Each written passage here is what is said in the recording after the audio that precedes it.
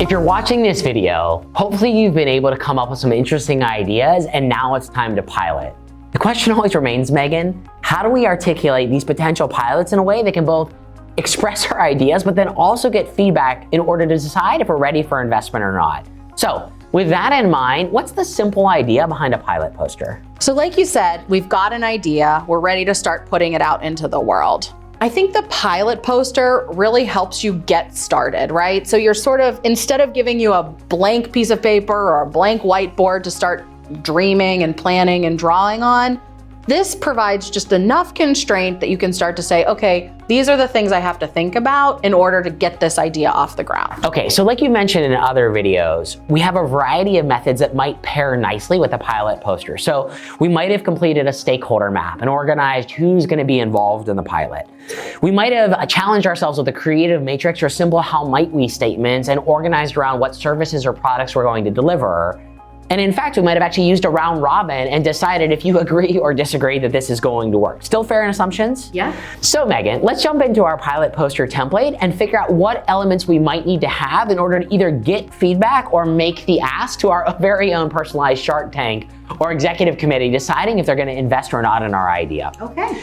So let's go ahead and work through your example that you've put together in the bottom left-hand corner of the template, where we see this idea of it takes a village, the idea of allowing and providing support to parents that happen to be caregivers in whatever form that means to children. That involves things like fellow parents, school, alumni, employees, whatever it might be. Obviously, there's a million ways to do pilot posters, but one of the first things I'm gonna do is label both my concept and the big idea at the top. Why is it so important, especially if you're pitching to an executive audience, to start with the simple idea? So having a concept name sort of helps us like rally around one thing, right? It just gives it a handle that we can use to describe it, to get people excited about it, also to get people kind of like talking about it in the hallway. Okay. Absolutely, it's like nice to name things, right? Having the big idea then, similar to with a campaign, we wanna have like, what's the big takeaway? What do we want people to really know or understand this thing is? So in this particular case, what I really want is for someone to leave a meeting and go, hey, I saw that concept, it takes a village, it was really cool, it connected parents from the same community, right? We want people kind of using that language when they're talking about this thing, so everyone is on the same page about what we're doing and why we're doing it. Well, and I like how what you've forced us to think about is what's the simple and big idea, not what's all the nuance and the complexity and the headwinds and tailwinds, but simply like, why are we all meeting today?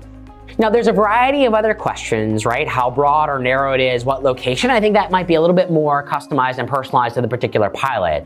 But the how does it work is not actually just a series of words. In fact, it's Post-it notes like Miro supports and images and visuals. And obviously for the more artistically inclined, unlike myself, this could be quite rich in sort of any video or image from the web empowered through this Miro experience. Why are we building a model? Why aren't we just describing in written words what's actually happening here? So models are really helpful because they help us to have a picture that we can all look at and all agree on is what's happening or what we want to happen.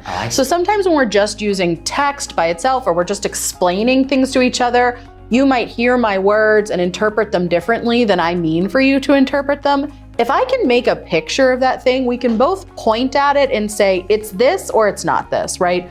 Oh, I see where you've put this group of stakeholders and I don't think they should be there. I think they should be over here. It just gives us all one thing to refer to and to talk about. I see. What I really like about that, especially from the business and strategy side, is who's gonna pay for this? Where does the value originate? What inputs are present?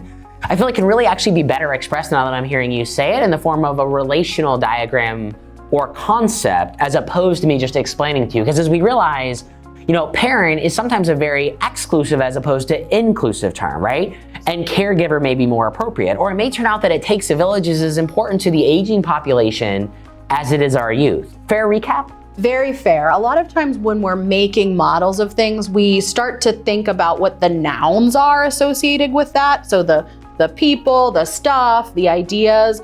And we tend to think maybe a little bit less about the exchange between those things, or maybe some of the verbs, right? And so we know that things like value can flow around our model in different ways, and being able to conceptualize that and articulate it really helps us to talk about our idea with other people. And again, for people to have something to refer back to look at, to check their understanding of our idea. Yeah, and what I also like about this example, I see an emoji at the bottom, and I'm reflecting with my own experience doing customer journeys. And this really starts to not only build kind of structural flow and functional understanding of how value is being created, but I'm now starting to also understand where the delightful moments or the moments of surprise or frustration, of course, could ultimately appear, now communicated through this digital experience.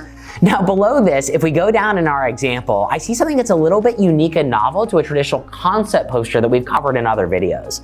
And that's this idea of a day-driven or time-centric evolution. What have been some of your experiences of the power of saying, hey, this is our 30, 60, and 90-day plan? Does that bring anxiety and stress? Does it help bring structure? Do we use it when we want to ask for a specific investment? Like, why do we think about things in terms of time as opposed to just abstracted value? Yes to all of those things. So when we think about a pilot, right, we're less in the space of this is an idea that might come to life. A pilot, we're really starting to think about, let's put this thing out into the world and see what happens, right? It becomes like a real world test or experiment of our idea.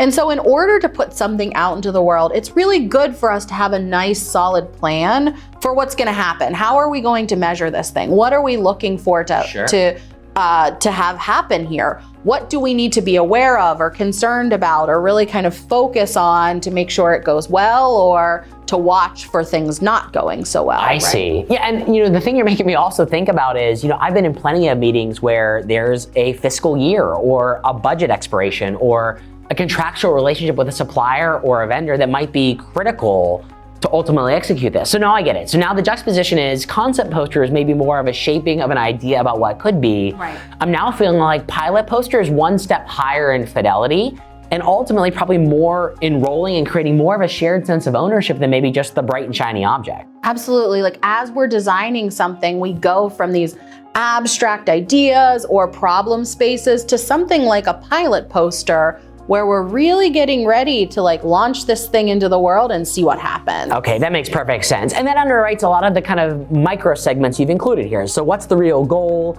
Who is actually accountable? This reminds me of the RACI framework, the responsible, accountable, consulted, and informed as well. I'm seeing a little bit about what resources we need. I like that this is highlighting gaps. Now, could these resources, are these just monetary values, or could also be like capacity and capability of other people? Yeah, it's really important to think about the cost of things in terms of all of the resources involved, right? Money is obviously a cost, but there's time, there's emotional energy, there's just labor hours that we might need to consider. And there's probably lots of other resources for every sort of specific product or service idea that's getting piloted. I see. They will be specific to your initiative. And so thinking about those things and having a really broad understanding of what resources are makes sense here. Yeah, I mean, you're making me think about countless experiences designing digital or software experiences where actually, the resources I needed in the beginning weren't engineers per se to write code, but it was architects and security experts and visual designers and a variety of other, end users that may not be as critical, let's say, when I'm scaling a product and making less changes in the visual expression of the software and more about the underpinnings of the data. Fair enough? Very fair. If we think about this example, right, we know we have schools and parents and employers involved. It might be important to think about the resource lift that we're going to have to ask for volunteers to share, right? Handing out pamphlets might actually take more human hours than we thought about it initially, right? So just having space to consider all of those things is really important when we're planning a pilot. Yeah, excellent point. Okay, so I see now how my poster comes together, but if I spread out myself out and zoom away from this particular template, I noticed that we have 4 separate pilot posters. Now, when I've seen this action, it's because there's a little bit of a bake-off, right? Whether it's like a game show dynamic or frankly, there's just the normal scarcity that exists in a business environment, everyone's gonna pitch their own pilots because there's a lot of way to improve a customer experience. Sometimes it's better training, sometimes it's better facilities, sometimes it's better technology, or a combination thereof. What are some of the ways, though, you've seen people vote or prioritize which pilot should actually rise to the top and get investment? So I like to use methods like visualize the vote, which is a common one, right? Where we can put some little stickers on. Or vote in Miro, since we have the embedded functionality. Exactly, that's right. Put some little votes on a concept to sort of represent, like, I like this concept. If I'm thinking about a pilot, sometimes I like to tell people what their vote actually represents. So I might say something like, which of these would you invest in? Imagine that your vote represents $1,000, right? I'm gonna give you several votes. Where would you put your money? What would be worth investing into you? It helps people to think about it less as a vote of what I like or don't like, and more in terms of what would I actually be willing to like support or put money behind, which actually might be really different from what you like. Yeah, excellent point. In fact, one of the sort of power tips I use often is I make the dots, or whatever symbolism we have for votes or dollars, different colors based on the department, the function, or the business unit you ultimately operate. So if I know that my Central and Western European folks have a different point of view than North Africa, which is a different point of view than Latin America or Asia Pacific or the US, or however we define our market, it allows me to see that. I've also found that sometimes giving different color dots to the finance people versus the security or regulation or compliance folks helps me understand where the biggest gotchas or where I might be able to anticipate the most friction. Have you had any power tips like that, or any ways to encourage the most honest and transparent ways of voting?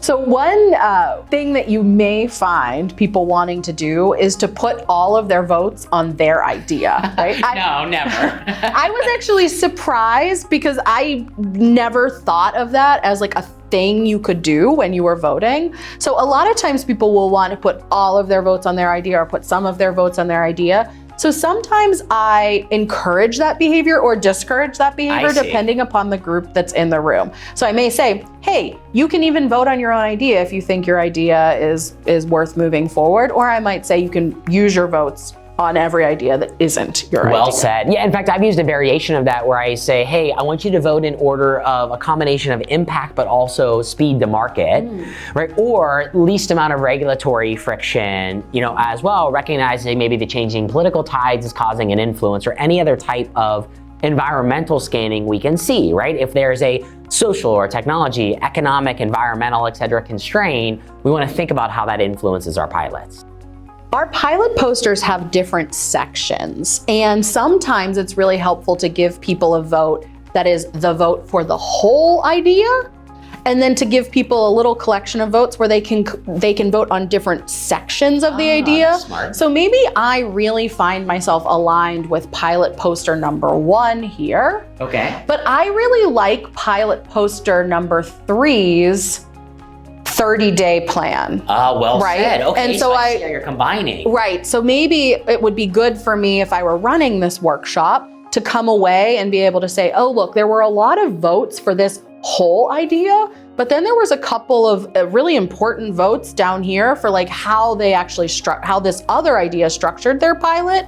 And so now I have sort of 2 ideas that I can smash together later on as I synthesize them. Well, I love how you're allowing us to both diverge and then converge on different elements, and it creates so much interesting optionality if we have all 4 pilot posters as the same idea, or 4 separate ways to solve against the same problem. Exactly. Well said, Megan. Well, for those that are listening in, please take the time now to watch this video again, explore on your own right, whether you are designing in a competitive instance against other teams internally competing for the same resources, or just frankly expanding your horizons and thinking more through an innovation lens. The pilot poster allows you to quickly name, explore, model, and ultimately validate through a specific timeline how you might create value. Well, thank you so much, Megan, for joining us and being our guide as always. Thanks so much for dialing into our video. Please feel free to drop us feedback or share your own success stories about using this template in your day-to-day life. Have a great day.